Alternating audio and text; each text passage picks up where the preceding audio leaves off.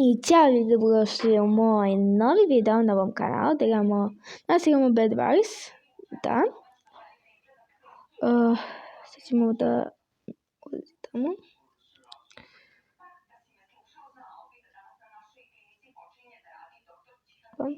Pišite mi u komentarima da ste vi nekad igrali Bed Wars. I da li ste nekad izgubili. I da li ste kad ste izgubili, da li vam je došlo da bacite za telefon i da više nikad ne igrate? Meni da. To mi se desilo jedan put.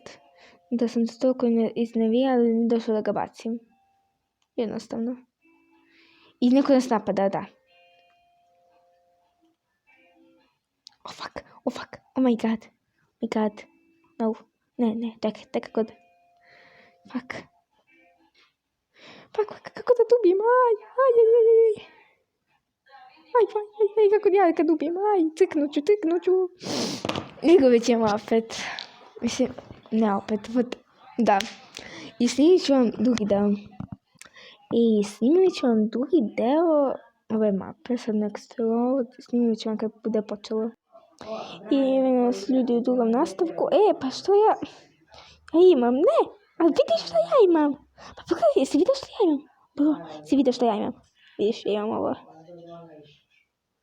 Ako nema niko. Vidjet ćemo ovo ovdje. Da. Evo je druga runda. 4. Uzet ćemo kamen. Pišite mi u komentarima da li ste vi nekad, kad ste igrali ovo, da li ste nekad ugrađivali ovo, ovaj plac, ovo, ceo da protivnici ne mogu dođu. Jako mogu dođu, kad ne mogu. Hahaha. Imam ideju, sad ću radim. Još jedan ćemo da podignemo.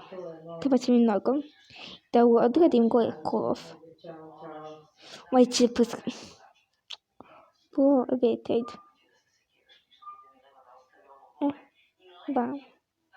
Sad ćemo ovako odradimo kolov. Čekaj, ovako ćemo.